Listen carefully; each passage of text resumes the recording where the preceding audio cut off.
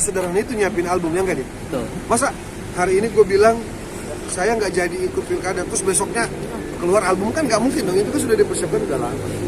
Nah, plan A ini kan ada plan A, plan B kan, ya. Sekarang berkarir politik juga udah bagus, Ungu juga masih di atas. Sekarang lihatnya gimana?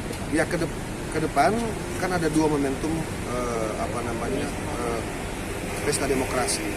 2022 itu akan ada pilkada serentak. Hampir 400 wilayah yang akan melaksanakan pilkada. 2024 juga ada yang namanya pemilu nasional. Sekarang namanya pemilu nasional dulu. Baik itu pemilihan presiden maupun pemilihan legislatif. Nah, dua ini sangat punya potensi saya ikut di dalam pesta demokrasi itu. Tapi semua tergantung pimpinan partai saya, kan begitu kan. Nah, kita selaku kader, pasnya gimana nih? Pasnya dipersiapkan itu enggak? Kalau enggak ya juga nggak apa-apa. Atau juga Ungu alhamdulillah masih bisa berkarya. Tapi obsesi politika menjadi apa sih? Atau gimana Kak? Ya tadinya kan kalau misalnya kesempatannya bisa ikut, jadi kan jenjangnya tuh pas gitu loh, di wakil wali kota, terus jadi wakil gubernur gitu loh. Baru kita ke Jakarta, anggota DPR RI misalnya gitu kan. Nah, terus kita ngurus partai, siapa tahu kita bisa masuk dalam orang yang dipercayakan presiden lah suatu hari nanti kan, gitu loh. Itu harapan kita sebenarnya begitu. Bukan untuk kita, bukan untuk saya bahwa pasti itu laga-lagaan pengen jadi, bukan. Ya karena kita merasa harus ada yang berani mengambil peran untuk bangsa ini. Kalau enggak siapa kan gitu. Nah, kita ya itu karena saking sayangnya kita sama bangsa kita, makanya kita mau ngambil peran. Bukan sok-sokan, lu lagu-laguan lu pengen jadi ini, pengen itu, lu siapa. Ya, tapi di politik nggak boleh gitu. Di politik kita harus berani. Gitu aja, pede aja. Goalsnya sendiri ya? Apa? Goalsnya sendiri sampai di titik mana sih? Goals ya? One day gue sih pengen jadi duta besar ya, kalau goals politiknya. Dan untuk menjadi duta besar itu maksudnya politik, gitu loh. Itu maksudnya politik, itu maksudnya partai politik. Yang saya pahami seperti itu. Jadi kenapa gue pengen jadi duta besar? Gue berharap gue secara pribadi gue pengen ngerasain seperti apa sih di luar negeri itu. Maksudnya gue pengen menambah wawasan gue pribadi sih sebenarnya, untuk menjadi pelayan negara di negeri orang itu seperti apa, terus hidup di luar negeri itu seperti apa sih.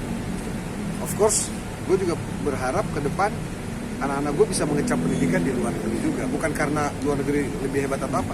Gue pengen tahu anak-anak gue bisa mandiri nggak, seperti itu. Tapi gini, kalau dibilang gini, politik itu abu-abu, ya kan? Kadang nggak tahu mana politik lawan, itu ya kan? opportunity. Politik itu kesempatan, politik itu adalah peluang. Jadi kalau misalnya bersebut bukan abu-abu. Terkadang politik itu tuh memutuskan sesuatu tiba-tiba, memutuskan sesuatu justru orang bilang terkadang berbelok. Tadinya sudah ke A, tiba-tiba ke B, tiba-tiba ke C. Dan itu dinamika politik biasa saja sih menurut saya. Ya, sama halnya kalau kita kayak suka mainan tertentu. Kita suka mainan tertentu nih, kita datang ke toko mainan. Kita dari rumah udah bilang kita mau beli mobil-mobilan. Tapi tadi di tempat itu ada motor-motor yang bagus juga, ya kan? Terus ke depan ternyata dampaknya kalau gue beli motor-motor lebih bagus daripada gue beli mobil-mobilan. Ini bisa jadi bisnis, ini bisa. Ya seperti itulah politik. Semua karena kesempatan. Artinya nggak bakal keluar ya? Nggak bakal keluar dari dunia politik? Ya hari ini suka tidak suka saya sudah berada dalam dunia itu. Dan saya menjadi bagian daripada partai politik. Nah, jadi kalau kemudian ke depan masih ada tugas-tugas saya selaku kader partai, ya tentunya kita harus siap kan gitu. Nah, tapi kalau persoalan kayak sekarang ada spasi nih bahwa Pasya belum ikut dalam kontestasi tahun ini kan. Kita nunggu ke depan seperti apa. Dan saya seneng banget karena kebetulan karena belum sempat ikut, album saya memang saya sudah persiapkan gitu loh. Jadi memang mungkin rezekinya sekarang ngurus album solo dulu. Mungkin ini pertanyaan klasik Kak. Ya. Apa kabar dengan Ungu apabila nanti tetap ngejar di politik? Ungu selama ini sejauh ini masih sangat mensupport, masih sangat mendukung. Dan ada hal-hal yang sebenarnya tidak perlu saya jelaskan kenapa Ungu sepercaya diri itu, tidak konser, tidak manggung, ngebiarin aja Pasya berpolitik dulu karena memang Ungu itu band yang sangat penuh dengan persiapan, termasuk persoalan kehidupan kebutuhan di masa akan datang lah, sebut saja kayak gitu. Jadi Ungu itu sudah sangat well prepare untuk itu. Tapi khawatir nggak sih ketika Enda pun mau turun ke politik? Ya? Nggak ada masalah, fine aja. Justru semakin Ungu mengembangkan sayap itu semakin membesarkan Ungu.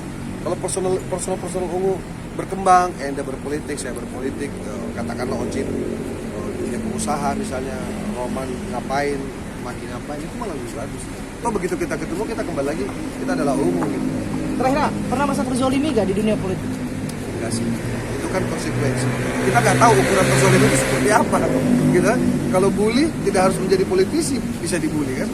Kalau perundungan, terus katakanlah zolim tadi, dizolimi, tidak harus menjadi politisi, orang menzolimi siapapun gitu kan. Jadi saya merasa tidak pernah seperti itu. Kalaupun ada yang kemudian berbeda pendapat, ada yang tidak sepaham, ada yang tidak sepakat, itu wajar-wajar saja dalam dunia pemerintahan gitu. Tapi yang paling utama sekarang bagaimana dengan 5 tahun yang kita punya kemarin, ya itu yang betul-betul kita manfaatkan bagi kebutuhan rakyat seperti itu. Oke. Oke.